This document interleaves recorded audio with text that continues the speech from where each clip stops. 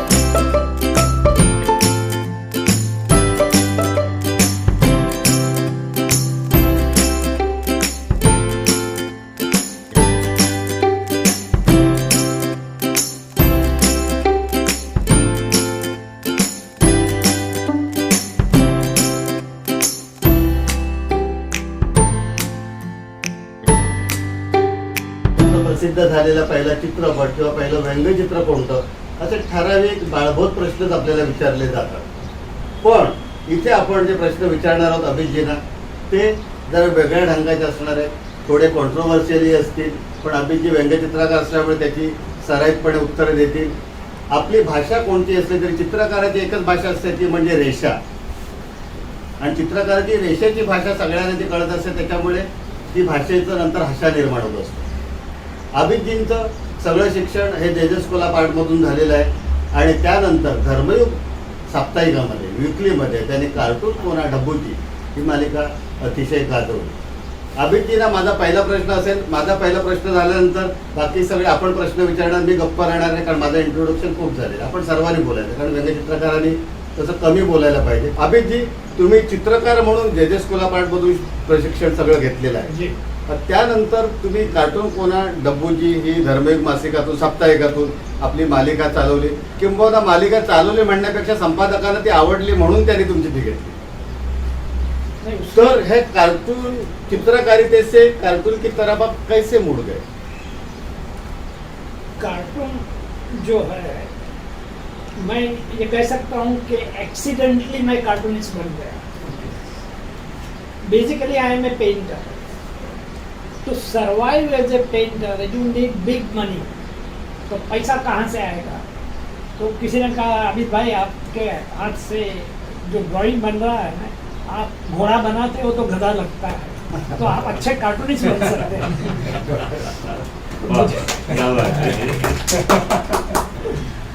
तो मुझे लगा कि ट्राई की जाए इसके अंदर. तो पहले जो कार्टून बनाया मैंने वो मैंने और लक्ष्मण ने, लक्ष्मण ने दोनों ने पॉकेट कार्टून, पहला pocket cartoon simultaneously same year उन्होंने टाइम्स ऑफ इंडिया में शुरू किया. मैंने भी टाइम्स ऑफ इंडिया में दिया था मेरा पहला कार्टून, पॉकेट कार्टून, वो टाइम्स में छपा था. क्या बात है. तो इस तरह कार्टून की लाइन चल पड़ी, इनकम उससे अच्छी होने लगी, तो मैं कंटिन्यू करता गया उसके अंदर. अब धर्मयुग में जो डब्बू जी की बात आप लोग कर रहे हैं ना, तो डब्बू जी में ये हुआ कि वो जो दौर जो था, उस दौर में नेशनलिस्ट फीलिंग बहुत थी, देशभक्त वाली. क्या बात है. आजकल की तरह वो फेक नहीं, क्या बात है. असली देशभक्त. क्या बात है. बहुत बढ़िया. लोग ये सोचते थे कि भाई देश के लिए कुछ किया जाए, तो इस फील्ड में भी सोचा गया कि ये जो कार्टून्स है और कार्टून फीचर्स जैसे है, एनिमेशन फीचर्स, कॉमिक फीचर जो है वो सारे विदेश से आ रहे हैं।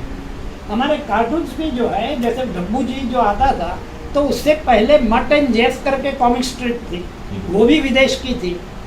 तो डॉक्टर भारती जो आए एडिटर बन के, उन्होंने कहा ये सब बंद करो, इंडियन शुरू करो। धर्मवीर भारती, धर्मवीर भारती धर्मयुग के संपादक बन के आए।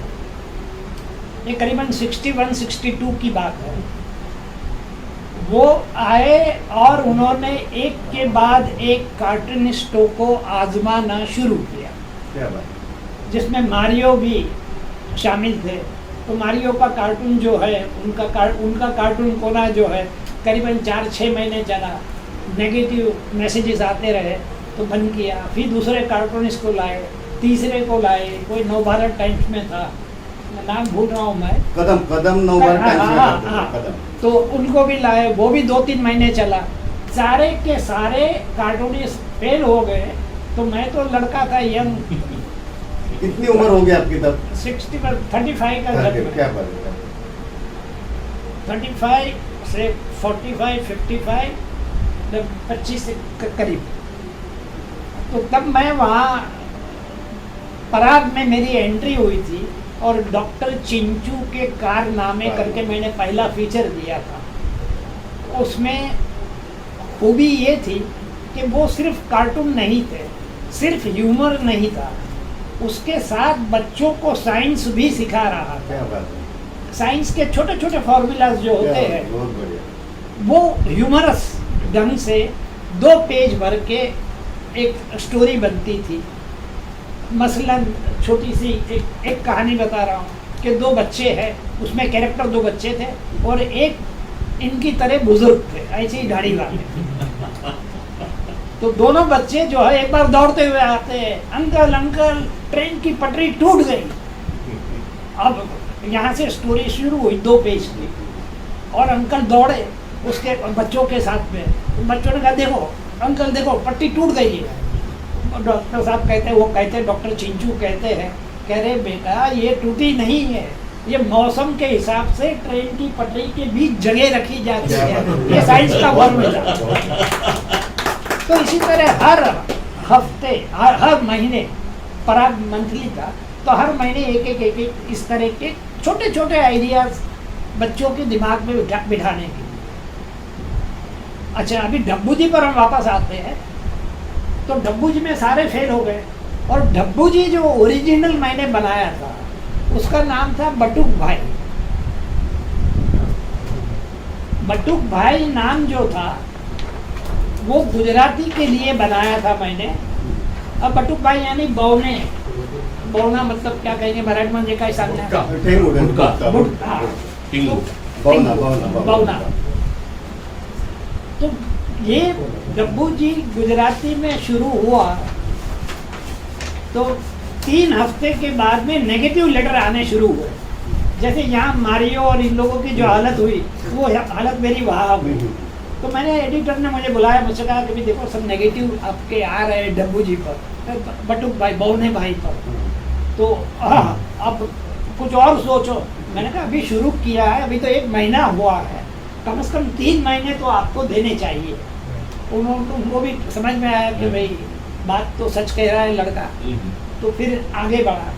तो 2 महीने में तो इतने नेगेटिव लेटर आए कि मुझे पूछे बगैर ही बंद कर दिए। और तभी डॉक्टर धर्मवीर भारती का इन्विटेशन आया। उनको मेरे चिंचू के चमत्कार जो छप रहा था वो बहुत पसंद था, तो उन्होंने कहा कि ये नया लड़का है, इसको ट्राई करते हैं। और पहले हफ्ते से ही right from the first instalment positive letter आने शुरू हो गए। अब ये हम कार्टूनिस्ट के लिए समझने की बात है कि क्यों गुजराती पाठकों ने एक्सेप्ट नहीं किया और हिंदी बेल्ट ने टोटली एक्सेप्ट कर लिया। तो इसकी वजह क्या हो सकती है जो आज तक मेरे दिमाग में बैठी नहीं। मैं बीच में बोलूँ क्या जी, अभी जी क्या है, मैंने साउथ में कार्टून का संबंध मेरे टैलेंट से ज़्यादा आता है। जैसे अभी जी खुद राइटर है, स्क्रिप्ट राइटर है, पेंटर है, मतलब क्रिएटिव है। कार्टून का संबंध ना ब्रेन से आता है। अगर आदमी ब्रिलियंट होगा तो ही कार्टूनिस्ट बन सकता है, नहीं तो खाली चित्रकार बन सकता है। अभिजय ने चित्रकारिता का कोर्स किया, फिर भी कार्टून क्योंकि अभिजय ने जैसे बताया कि हिंदी में नहीं लोगों ने समझा, गुजरात में नहीं समझा। उसका कारण मुझे ये लगता है कि साउथ में कार्टूनिस्ट बहुत ज़्यादा है, जैसे केरला में है, तमिलनाडु में। जो इंडिया के जो बड़े बड़े कार्टूनिस्ट आर के लक्ष्मण हो, KR नारायणन हो, ये सब साउथ के हैं। और ऊपर जैसे हम जाते हैं ना, वैसे कार्टूनिस्ट या ह्यूमर कम होते जाते दिखता है। वो कर्नाटक ओनली गुजरात में तजुर्बा हुआ, और नॉर्थ में तो 4 लाख का सर्कुलेशन, और एक कॉपी जो आती थी धर्मियों की, वो पूरा गांव पढ़ता था। तो रीडरशिप क्या हो, सही क्या इलस्ट्रेटेड वीकली धर्मिक की रीडरशिप क्या थी, बहुत जबरदस्त रीडरशिप थी। गाँव में धर्मिक पहुंचता, वो जैसे अभी सोशल मीडिया का माहौल है ना, वैसे वो न्यूज प्रिंट मीडिया का माहौल था। और उस समय पे जो संपादक होते थे, जैसे राइटर होते थे, कार्टूनिस्ट होते, वो मूल रूप से साहित्यिक होते थे। जैसे अभी धर्मवीर भारती में साहित्यिक थे, बड़े बड़े साहित्यिक थे। जैसे मेरे ख्याल से उनके बुक का अनावरण अमिताभ जी ने किया था, उनसे भी उनका रिश्ता अच्छा था। वो गांव वाले थे, इलाहाबाद के थे। तो अमिताभ जी के साथ भी आपका मैंने फोटो देखा है वो एक प्रोग्राम में। अमिताभ भी आपसे प्यार करते हैं बहुत।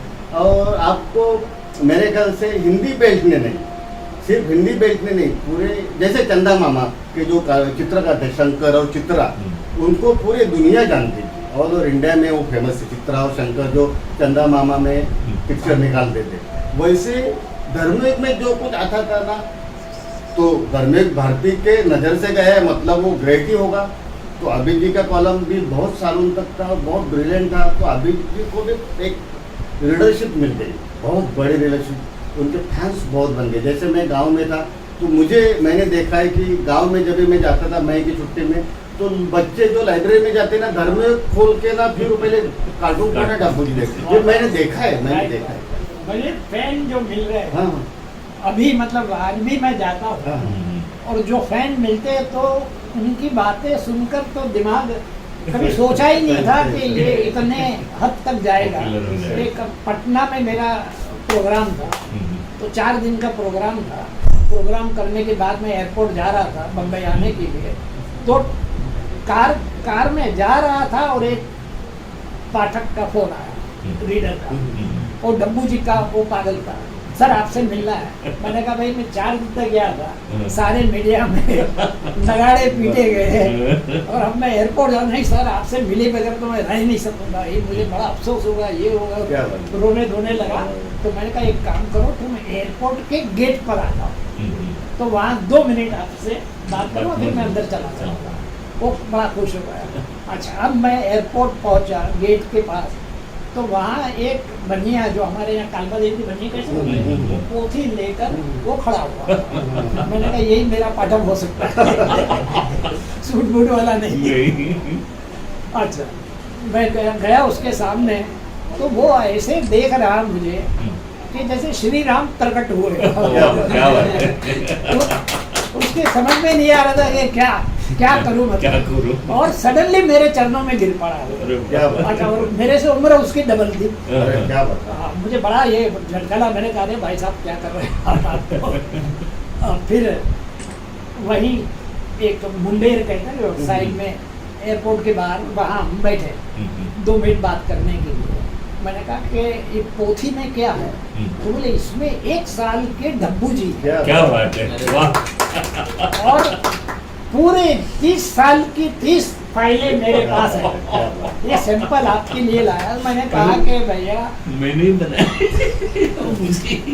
मैंने कहा भैया गर्मी बंद हो गया, जमाना बदल गया, ये कब तक ये डब्बू जी लेकर घूमते रहोगे।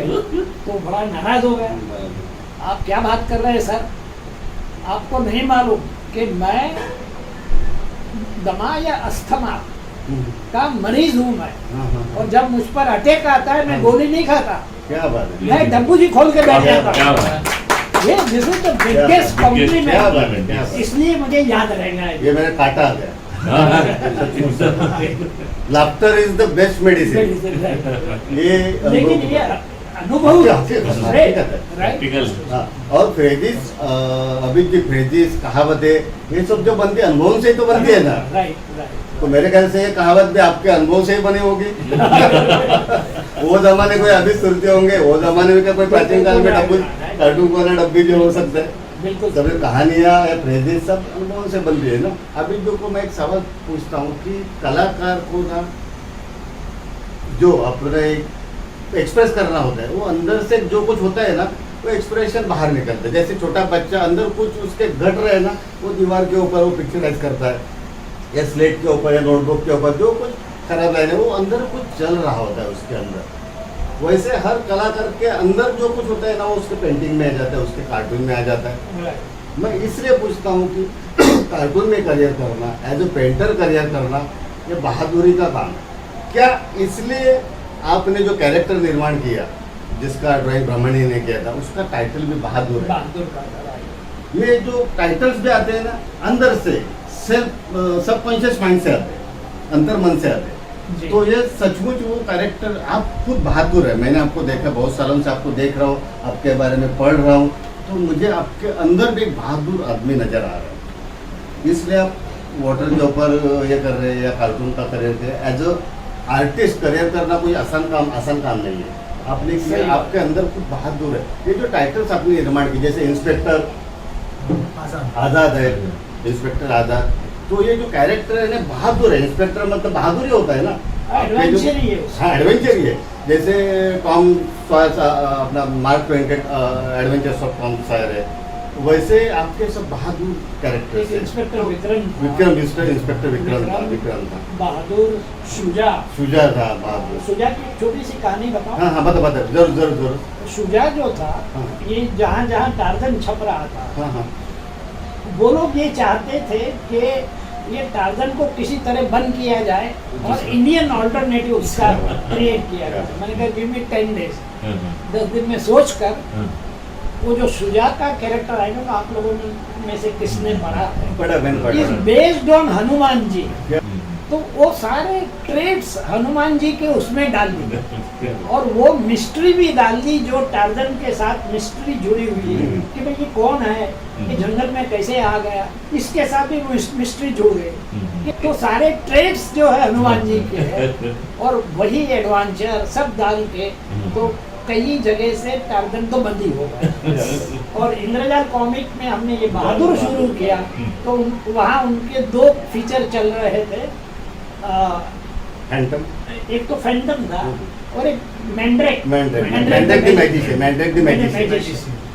हाँ, तो ये दोनों की सेल डाउन और बहादुर की सुपर क्या सेल।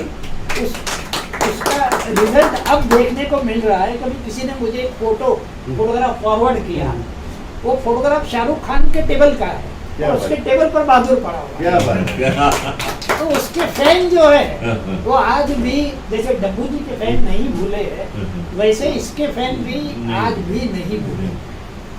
साहित्य तो अमर रहता है, जैसे आज भी चित्रकला या कोई भी आर्ट तो अमर होते हैं। इसलिए तो टॉल्स्टॉय या वॉल्ट डिज्नी के नाम आज भी लिए जाते हैं। आप भी उसी में से वो। ओके, कार्टूनिस्ट से आप वाटर बॉडी तक कैसे भूल गए? प्रयास कैसा रहा है आपका कार्टूनिस्ट से वाटर पानी का जो सब्जेक्ट जो है वो मेरे साथ बचपन से जुड़ा है। बचपन से इस माने में कि मेरी परवरिश जो हुई फुटपाथ पर हुई और फुटपाथ पर एक एक बकेट पानी के लिए जो लड़ाइयाँ देखी थी वो बचपन तो पीछे छूट गया, लेकिन लड़ाइयाँ साथ साथ चली। तो मैं एक दोस्त के घर में लीकेज शुरू हो गया। मैंने उससे कहा भैया देख तेरा नल टपक रहा है, तो कहा हाँ हो जाएगा, ठीक हो जाएगा। 6 महीने के बाद गया फिर नल वही टपक रहा है, तो फिर मैं उस पर टूट पड़ा, वो मुझ पर टूट पड़ा। और गर्मा गर्मी में उसने कहा कि देखो आबिद भाई छोटे काम के लिए कोई प्लम्बर नहीं आता। अब इसका जवाब मेरे पास नहीं था। दूसरा वो कह रहा है कि चंद बूंदे ही तो जा रही है ना, कोई गंगा तो नहीं बह रही है। दूसरा उसका ये था। अच्छा, तो दोनों के जवाब मेरे पास नहीं थे। ड्रॉप्स ही जा रहे थे, देखने में तो ड्रॉप्स ही थे।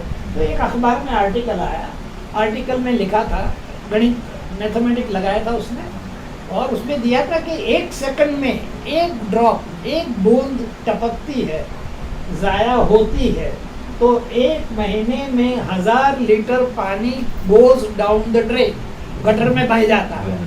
ऐसा झटका लगा, मैंने कहा कोई 1000 लीटर, 1-1 लीटर की 1000 बोतलें पानी में कोई डाल रहा है, गटर में डाल रहा है पानी की बोतल। ये फीलिंग जो हुई तो साथ में आइडिया भी आ गया कि बड़ा आसान काम है, ये साले कमीने जितने भी मेरे दोस्त हैं ये सुधरने वाले नहीं है, कोई प्लम्बर को बुलाने वाला नहीं है, तो मैं ही प्लम्बर को लेकर सारे दोस्तों के घर जाकर सबके नल ठीक कर दूँ। वाह, तो ये क्या बात। नींव पड़ी, बुनियाद, इसको मराठीमध्ये काय सांगणार? पाया पाया फाउंडेशन रचला. पाया, फाउंडेशन. पाया पाया रचला. रचला. हे आमचं गुजराती शब्द आहे. तो उसकी नींव जो पड़ी ये इससे पड़ी, और करने के बाद मुझे इतनी शांति मिली, जो अंदर की पीड़ा जो थी वो काफी शांत हो गई। तो मैंने कहा इसको कंटिन्यू करना चाहिए। मैं और एक प्लम्बर हम दोनों जाते थे, और कुछ पता नहीं था कैसे करना चाहिए, क्या करना चाहिए। बाद में पता चला कि भाई सेक्रेटरी की परमिशन बहुत ज़रूरी है, हाउसिंग सोसाइटी का जो सेक्रेटरी है उसकी परमिशन लेनी चाहिए। फिर परमिशन लेना भी शुरू किया। उसके बाद पता चला कि परमिशन लेते थे, ये हमारा पोस्टर है, सेव एवरी ड्रॉप और ड्रॉप डेड। मैं सोच रहा था सेक्रेटरी की परमिशन लेकर आ रहे हैं, पोस्टर भी लगा दिए नीचे, फिर भी मतलब ये लोग मुंह पर क्यों मार रहे हैं? सारे नहीं, 2-3 लोग। तो फिर पता चला कि जो मेरा प्लम्बर जो था, जो पहला प्लम्बर, वो डोरबेल बजाता था, दरवाज़ा मतलब वो ग्रिल अंदर का थोड़ा सा दरवाज़ा खुलता था, और उसका चेहरा जो था बिन लादेन जैसा था। तो सीनियर सिटीजन जितने भी अकेले रहते, लेडीज जेंट्स, वो मारते थे। फिर मुझे हिसाब समझ में आ गया। उसके बाद मैंने कहा आता एक मुर्गी पाइए। अब वो लड़की जो डोरबेल बजाती है, वो जरा सा दरवाजा खुलता है, she gives a broad smile, खुल जा सिम से। तो इस तरह कहने का मतलब ये कि जो भी काम आप करेंगे उसमें प्रॉब्लम तो आते रहेंगे, उस प्रॉब्लम को सॉल्व करके आगे बढ़ना है, रुकना नहीं है। अभी जो हमारा ड्रॉपडेड फाउंडेशन है, लॉकडाउन की वजह से कहाँ एंट्री नहीं, घर में कौन घुसने देगा, बिल्डिंग में ही नहीं घुसने दे रहे, यानी इतना सख्त हो गया कर्फ्यू और ये वो। तो अब मैं क्या करूँ, हाथ पे हाथ धर के बैठा रहा हूँ। तो फिर मैंने आइडिया लगाया कि जितनी भी मीरा रोड की टॉयलेट्स है, वहाँ तो किसी को कोई एतराज़ नहीं है, तो सारी टॉयलेट हम लोगों ने हर संडे को एक टॉयलेट पकड़ते थे। फिर पुलिस स्टेशन, हमारा कानेकिया पुलिस स्टेशन है, वो पुलिस स्टेशन की पूरी बिल्डिंग जो है, एक संडे को उनकी पूरी बिल्डिंग कर दी। एक संडे को हमने पोस्ट ऑफिस वो पूरी करी, जितनी गवर्नमेंट ऑफिस ये थी ना वो सब हमने इस्तेमाल किया। और अब सर आगे नाम बोल देना। मेरा नाम आनंद अंकुश है। तो सर मुझको पूछना है कि काफ़ी सारे इश्यूज हैं, मतलब पॉइंट उठाने के लिए, तो आपको वाटर के ऊपर ही मतलब काम करने के लिए क्यों मतलब इंस्पिरेशन है? इतनी सारी समस्या हाँ समस्या है। हाँ, तो मेरा मैसेज घर घर जाता हूँ, तो मैं सीनियर सिटीजन जो भी मिलते हैं उनसे मैसेज देता हूँ कि भैया कुछ करो, आप बेकार बैठे हो घर के अंदर, बैठकर नेगेटिविटी फैलाते रहते हो। नेगेटिविटी से मतलब ये कि सवेरे का अखबार खोलेंगे, पहले मोदी को पकड़ेंगे, देखो सत्यानाश किया उसने, यहाँ से शुरू हो गए। मोदी हाथ में नहीं आया तो फिर बीवी को पकड़ेंगे, अरे तेरे को चाय बनाना अभी तक नहीं आया। तो ये नेगेटिविटी जो फैलती है वो बड़ी डेंजरस होती है, चाहे वो घर में फैले, चाहे हमारे शहर में फैले, चाहे देश में फैले। तो ये नेगेटिविटी तोड़ने के लिए मैं इन लोगों को बाहर निकालना चाहता हूँ।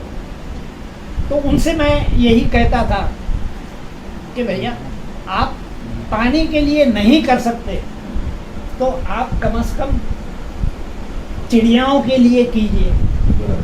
चिड़ियाएं मर रही है हमारे मुल्क में, उनके लिए कुछ कोई नहीं कर रहा है, तो आप उनके लिए कम से कम दाने डालिए। चिड़िया के लिए नहीं कर सकते तो आप कम से कम एक पेड़ तो लगा के मरो। पेड़ लगा के मरोगे तो बच्चे आपके कहेंगे हमारे दादा ने या हमारे नाना ने पेड़ लगाया है। तो आपके सवाल का जवाब जो है ना ये इसमें आ गया आपका। Self Mandar Dagri. Ji Actually, I want to ask if we all people know that you are a big writer also. According to your opinion, माझी 4 कादंबरी मराठीमध्ये ट्रान्सलेट झाली आहे. क्या according to your opinion, हा. for cartoonist, it is compulsory that the cartoonist should be a writer also. Good question. ये कोई compulsory कोई वो नहीं है. इट शुड बी अंदर है तो बाहर आएगा. Like the eagerness. उसको कोशिश भी करनी नहीं पड़ेगी क्या आपको. इस सारे कार्टून इस राइटर नहीं है ना. अपने जितने भी बड़े बड़े No, थे but according to your opinion, मेरा बता रहा हूँ कि ये अगर अंदर है तो बाहर ऑटोमेटिक आएगा. आपको आप रोक भी नहीं सकेंगे. क्रिएटिविटी जो मैं अपनी पर्सनल लेवल पर बात कर रहा हूँ, क्रिएटिविटी जिस फील्ड में है, सॉरी जिस फील्ड में क्रिएटिविटी है आप मुझे उसमें डाल दो. क्रिएटिविटी से मतलब है कि आप ये जैसे पिलो डिज़ाइन करना है, लेडीज़ घर बैठ के करती है ना पिलो की, आप मुझे बिठा दो मैं बड़े मॉडर्न पिलोज बनाऊंगा. मुझे आप मोची बना दो, बेस्ट क्या बात. जूते बनाओगे, बाटा वाले आएंगे मेरे पास. तो क्रिएटिविटी आप पकड़ो eagerness. and you will be flying. अभी जी मैं बीच में एक सवाल पूछता हूँ. जी आजकल के जो युवा जनरेशन है जैसे ये लोग हैं जी. वो ग्राफिक डिजाइनर बनना चाहते हैं या बन गए, वो मुझे हमेशा पूछते हैं कि सर कैरेक्टर डिजाइनिंग कैसे करने का, कैरेक्टर डिजाइनिंग के लिए क्या जरूरत है. आपने तो बहुत सारे कैरेक्टर डिजाइन किए, जैसे कार्टून कॉर्नर डब्बू जी है, बहादुर है, इंस्पेक्टर है और सब सारे. और अभी रिसेंटली मैंने आपकी सूफी नॉवेल भी पढ़ी. सूफी नॉवेल इधर आने के पहले मैंने 1 महीना पहले कुछ अच्छा वो पढ़ी. मैंने वो डोंगरी में आप रहते तो वो सब उधर का माहौल है करेक्ट, सही. और टाइटल भी बहुत बढ़िया है. सूफी वर्ड सुनेगा ना तो ही अंदर दिल में कैसी अलग अलग भावना तैयार होती है, मन ऐसे पवित्र बन जाता है सूफी शब्द सुनने से.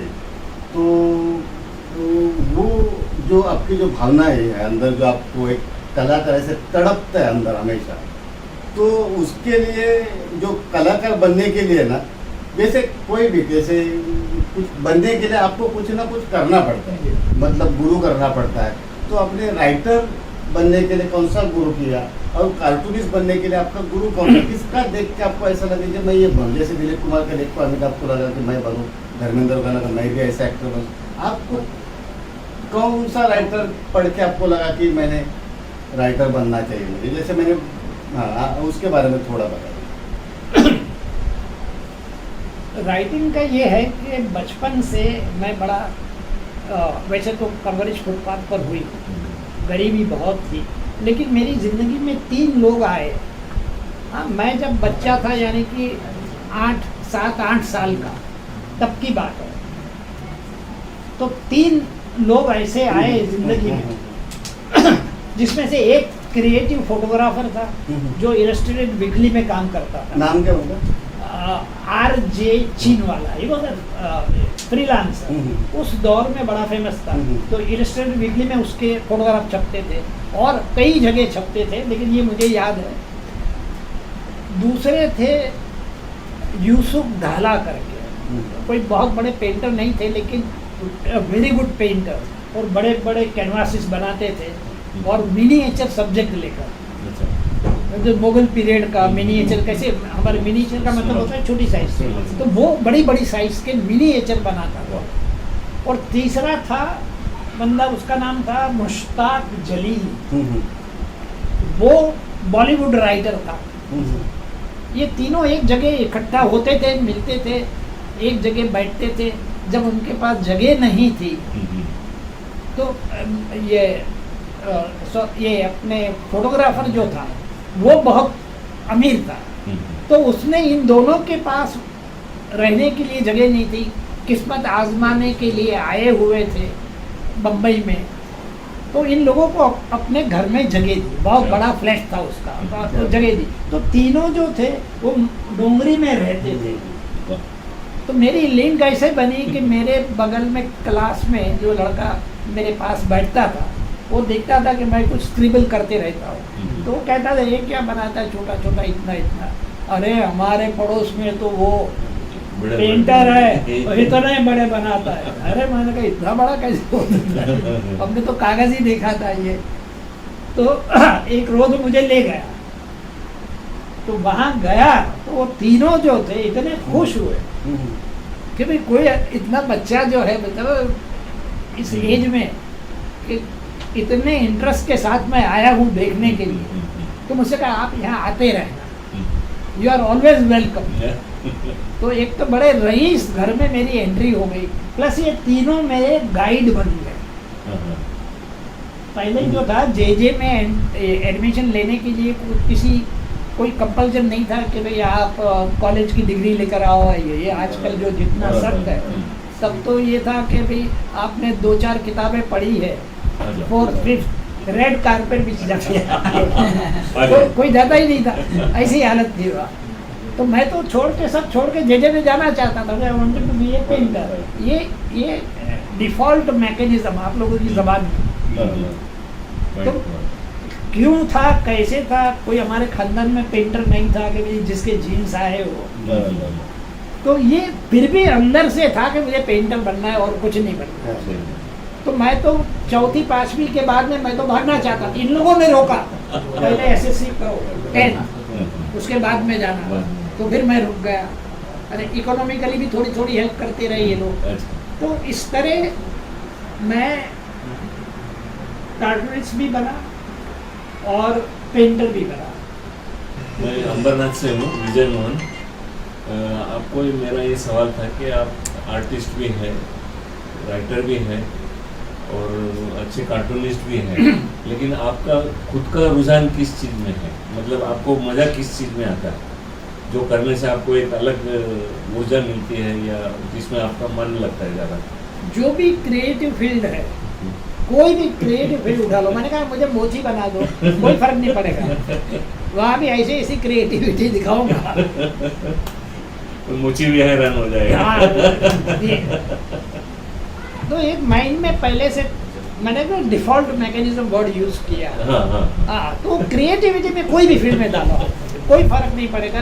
अभी एक बंदा आया मेरे पास, ये कब की बात है 89, उसको कहीं से ब्लैक का लाख रुपया आ गया उसके पास, ब्लैक का। तो मुझे कहा अभी हम नाटक बनाते। मैंने कहा नाटक में लाख रुपया चाहिए, तो बोला आ गया मैं सुने वो बच जाएगा। अच्छा, दूसरा मुझे कोई एक्सपीरियंस नहीं कमर्शियल सर्किट का, कॉलेज में नाटक किए थे, वो सब अलग बात थी। तो ये चुनौती आई ना, क्रिएटिविटी भी है इसमें और चैलेंज भी है। तो मैंने कहा डन। और अच्छा, और तब भी 89-90 की बात है, तब भी जो है ओरिजिनल प्लेस बहुत कम थे। हिंदी वाले मराठी से लेते थे, मराठी वाले कई इंग्लिश से लेते थे। तो इस तरह सारे वो जो चल रहे थे करंट, इसमें थोड़ी स्टडी करनी पड़ती है हमको कि भाई इस फील्ड में जंप लगानी है। तो plus first you know it, तो पता चला कि ओरिजिनल है ही नहीं, बड़ी मुश्किल से कोई इक्का दुक्का मिल गया। ये उसके बड़े ओरिजिनल होते थे तुम्हारे पुलर, और उसके प्ले में मिस नहीं करता, मराठी में देखने जाता था। और एक और लेडी थी, एक शून्य बाजीराव जिसने मी नवेश आचार्य। तो प्ले के नाम मुझे याद है। तो मैंने भी कहा आई विल राइट, ये ओरिजिनल राइटर था, ये इसमें कोई नहीं था। तो मैंने कहा मैं भी ओरिजिनल लिखूंगा। तो मैंने लिखा राधे राधे हम सब आधे, वो पोस्टर है नाटक का। उसमें मैसेज ये लिया कि हैंडीकेप लोग जो होते हैं तो हम उसकी और ज़रा थोड़ी नीची नज़र से देखते हैं कि भाई वो तो अधूरा है या उसकी दया खाएंगे अब। तो मैसेज उसमें ये था कि भाई उसकी दया मत खाओ, अपनी खुद की खाओ, तुम भी अधूरे हो। वो तो है ही है, लेकिन तुम्हारे पास हाथ पैर होने के बावजूद तुम भी इनकम्प्लीट हो। और पूरी कॉमेडी, हिलेरियस कॉमेडी लेकर वो play super hit, super duper hit, पहला डायरेक्शन, फर्स्ट टाइम। देखो ये क्रिएटिविटी आई, क्रिएटिविटी आप जो कह रहे हो, क्रिएटिविटी आई तो मैंने चैलेंज एक्सेप्ट कर ली। अच्छा, प्ले के 50 शो हुए और उसमें से 25-30 पृथ्वी थिएटर में, वाह क्या बात। क्या बात जहाँ एंट्री नहीं मिल रही नहीं थी। मिल रही इस तरह मतलब जो भी चैलेंजिंग हो और क्रिएटिविटी से जुड़ा हुआ हो। हाँ। अब आप बिजनेस प्रपोजल लेकर आओगे तो मैं कहा भैया नमस्कार ये हमारे बस का नहीं। सही बात उस जमाने में अभी भी जैसे आपने कहा ना, उस जमाने बहुत सारे जो ड्रामा जो फिल्में बनती थी वो ट्रांसलेटेड ही बनती थी। जैसे Right.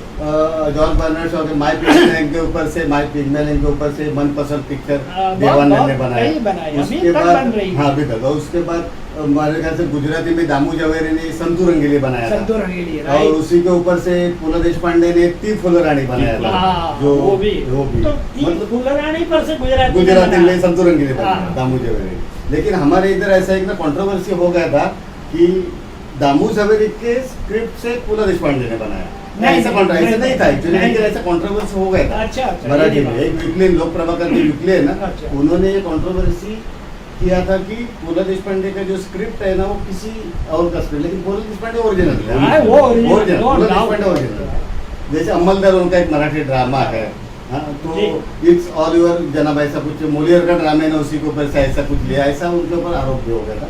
लेकिन ये होता है, लेकिन कलाकार तो कुछ basically आइडियाज original- मिल सकते हाँ, हैं, आइडिया मिल जाते हैं। आप इंस्पायर हो Inspire हो सकते सकते हैं, हैं, कहीं ना कहीं से आप inspire जैसे हो। लैला मजनू से सही, रोमियो सही। एंड जूलियट सही, इंस्पायर, सही, लेकिन ये नहीं कि लैला मजनू ने उससे सही कॉपी सही की। कॉपी है, सही सही बात।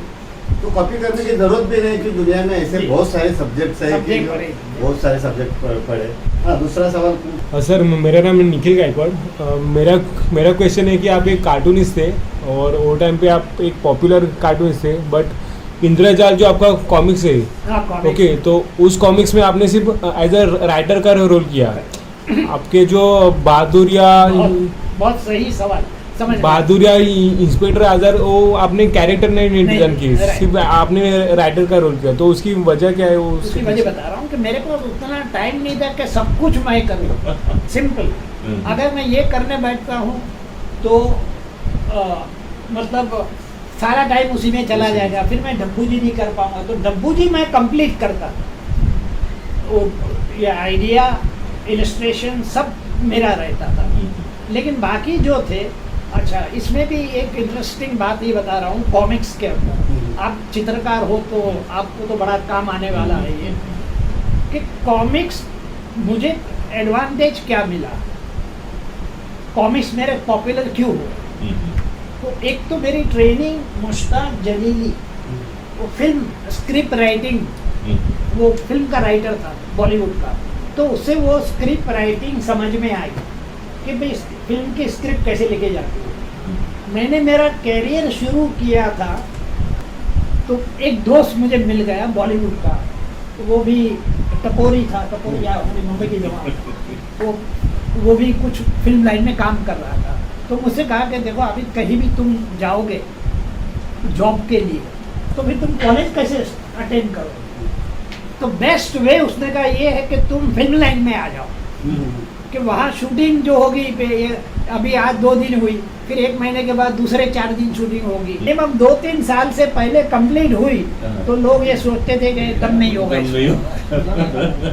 तो बोले तुम इसमें आ जाओ, यहाँ आ जाओ तो आराम से तुम आराम से तुम्हारी कॉलेज भी चलेगी, ये भी चलेगी। तो मुझे जो जॉब मिली वो स्पॉट बॉय की। स्पॉट बॉय यानी कैंटीन बॉय जो होता है ना, जूते साफ करो, ये करो, फ्लोर में फटका मारो, ये वो सारे जो काम थे। मैंने कहा no problem, I will do it करके मैंने लिया। तो यहाँ से मैं ये जब काम करता था, और जैसे अभी एक शूट हुआ, एक शॉट लिया, उसके बाद में दूसरा शॉट जो अरेंज होगा तो बीच में 3 घंटे का गैप पड़ेगा। तो मैं 3 घंटे में स्टूडियो के गेट के बाहर बैठकर मैं नॉवेल्स पढ़ता था और शरद बाबू का पूरा सेट पढ़ा। क्या बात है, शरद चंद्र चटर्जी। हाँ, शरद चंद्र चटर्जी का, ये आपके खांडेकर को भी पढ़ा, वही क्या विसा खांडेकर। हाँ, विसा खांडेकर, क्या उसका वो ट्रांसलेट होकर गुजराती में पूरा सेट आया था। तो ये जो शूटिंग, ये डायरेक्टर, हीरो, हीरोइन, ये सब सोचते थे कि ये बंदा है कौन, कि जो शरद बाबू पढ़ रहा है।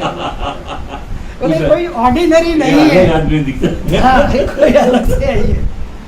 तो फिर उनको ये अभी तक वो राज खुला नहीं था कि मैं I am interested in painting, cartooning, ये सब क्रिएटिव फील्ड के अंदर। उसके बाद एक इंसिडेंट ये हुआ, ये बहुत दिलचस्प इंसिडेंट है कि हमारी जो हीरोइन थी, फिल्म का नाम था बेगाना। बेगाना धर्मेंद्र हीरो था और उसमें हीरोइन थी सुप्रिया चौधरी जो बंगाल से आई थी।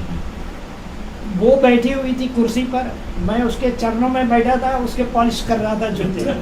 हाँ, वो ऐसे जूते देकर बैठे थे, तो बैठ के मैं कर रहा। उसके बगल में बैठी थी चंद्रिमा भादुरी करके कैरेक्टर आते, वो दोनों गपशप लड़ा रहे थे।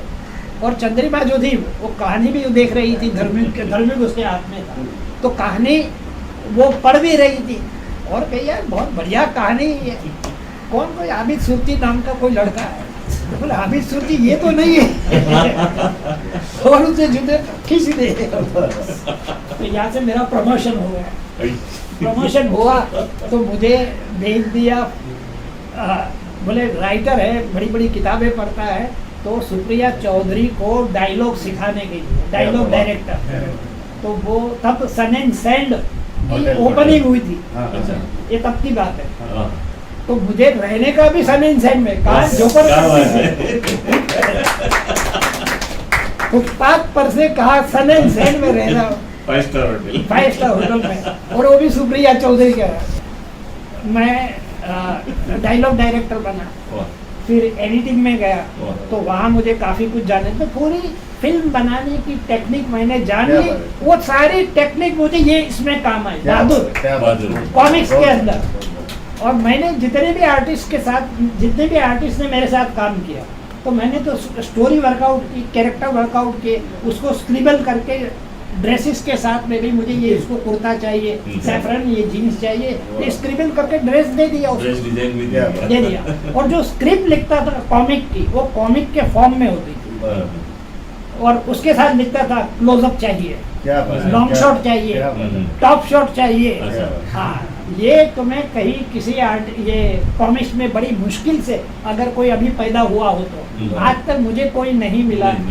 और दूसरा ये कि कॉमिक्स जो है इससे विजुअल मीडियम, जिसमें कम से कम डायलॉग हो। जैसे फिल्म जो है is a visual medium, theatre is a dialogue medium, दोनों में जो फर्क बता रहा हूँ। उसी तरह इसमें भी ये कॉमिक के अंदर पिक्चर ज्यादा हो, टेक्स्ट कम से कम। तो ये सारा सब मेरे जहन में था। तो मेरे कॉमिक जो कामयाब हुए इसका सीक्रेट ये है कि भाई थरोली अगर आप पकड़ लेते। सर, मेरा नाम सुभाष कदम है। अभी हम लोग यंग जनरेशन है, अभी कार्टून्स में अभी सब काम कर रहे हो। अभी वो आप हम लोग के लिए क्या संदेश देना चाहते हैं, कि अभी उसके लिए मैसेज देना चाहते हैं? देखो, ये दौर कार्टूनिस्ट के लिए बहुत बुरा दौर है। बुरा इस माने में कि इकोनॉमिकली कोई गुंजाइश नहीं। आज आप अखबार में जाएंगे कार्टूनिस्ट बन के तो किसी को नहीं चाहिए। भाई जॉब कहाँ है आप बताइए आप। और अगर जॉब है तो 5,000 या 10,000। तो होता क्या है अभी जो हो रहा, वो ये हो रहा है कि कार्टूनिस्ट जो है वो एनिमेशन की ओर जा रहे हैं। अगर आप एनिमेशन स्टूडियो में जॉब लेते हो तो स्टार्टिंग 25,000 मिलेंगे कम से कम। तो ये इकोनॉमी जो इस तरह चली है और कार्टूनिस्ट का पोजीशन डाउन होते गया। जब पहले ये था कि लक्ष्मण का कार्टून नहीं है तो टाइम्स ऑफ इंडिया नहीं है, जैसे धर्मी में डब्बू जी नहीं है तो बड़े डिस्टर्ब हो जाते थे, क्यों नहीं है मतलब। अब वो दिन नहीं है, तो वक्त बदलता है तो सब कुछ बदलता है। लेकिन मेरा कहना ये है कि आप लोग वही करें जिसमें आपको खुशी मिलती है। अगर आपको कार्टूनिंग में खुशी मिलती है तो कार्टूनिंग में कुछ करो, कुछ नया करो। ये मेरा मैसेज है। और पैसे कमाने के लिए कुछ और धंधा करो, कुछ भी पान बीड़ी की दुकान खोल लो, कुछ भी करो, लेकिन जो आपका दिल कहता है वो सेंट्रल फोकस वही काम हो। क्वेश्चन था आरके लक्ष्मण और आपका जो करियर है वो मतलब एट ए टाइम स्टार्ट हुआ, बट आज अगर आप देखा जाए तो आरके लक्ष्मण को आज पूरा इंडिया ही जानता है। और अभी सुरसुरती ये नाम है वो ज़्यादा आगे नहीं आया है, मतलब इतना ग्लैमर नहीं हुआ जितना आर.के. लक्ष्मण का नाम है। Okay. तो इसकी क्या वजह है कि अभी सुरसुरती ये नाम कम पॉपुलर हुआ? कम पॉपुलर होने की वजह ये है कि वो अंग्रेजी में था। आज अंग्रेजों की वैल्यू आज भी है, क्योंकि आपका आर्टिकल अपने सामना में छपा तो नहीं वैल्यू है, ठीक है भैया, आया है टाइम्स ऑफ इंडिया में आया तो हंगामा है। तो वो सही बात। मानसिकता जो है हमारी वो अभी तक गई नहीं। नहीं। लेकिन ये जो आप कह रहे हैं ना कि वो मुझे नहीं मिला जो मिलना चाहिए था, डिजिटल युग में मिल गया। डिजिटल युग के अंदर आज मेरे कार्टून जो है, अच्छा कार्टून्स के कलेक्शन छपे हैं नंबू जी के, NB नेशनल बुक ट्रस्ट ने छापे हैं और करीबन 20 लाख कॉपी बेच चुके हैं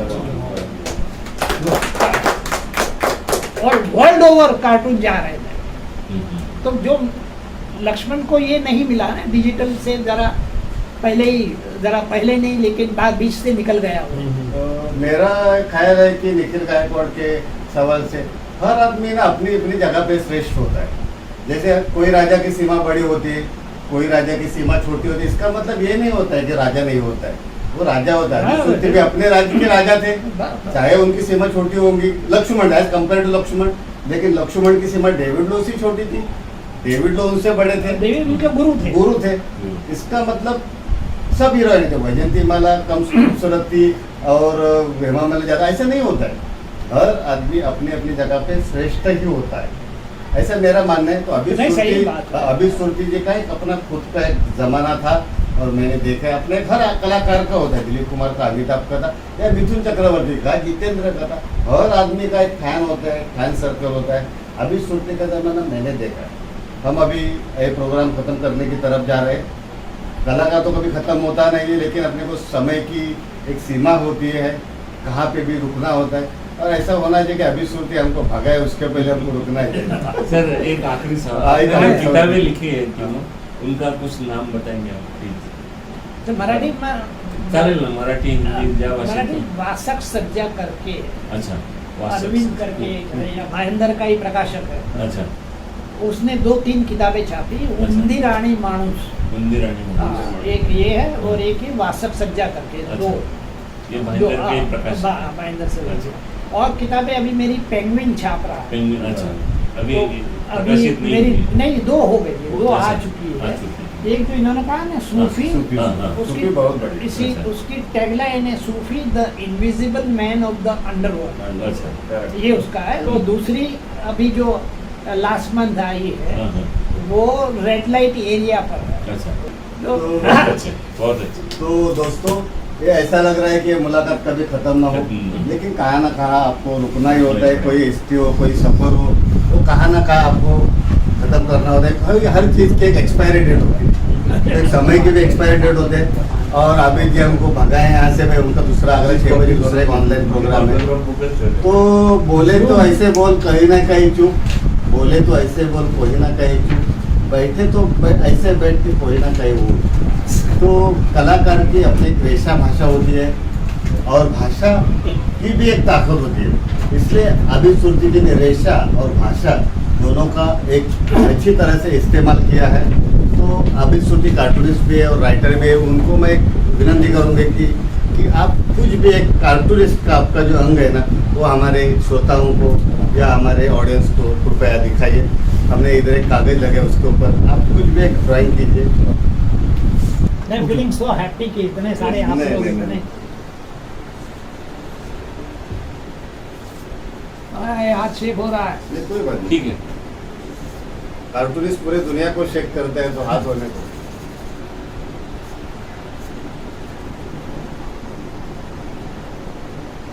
ये शेक होने से स्टाइल नया लग रहा है। हाँ, नहीं, ठीक नहीं, कोई है, बात नहीं। डिजिटल स्टाइल लगेगा हाँ। शायद।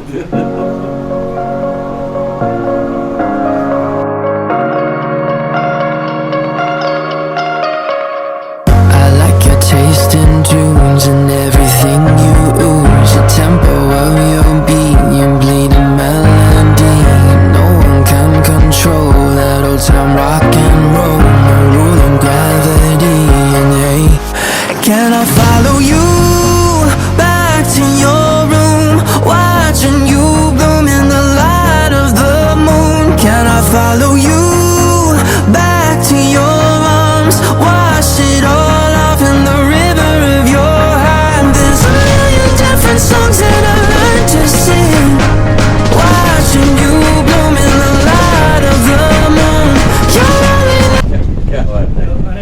ब्यूटीफुल नितीन पटापट फोटो करता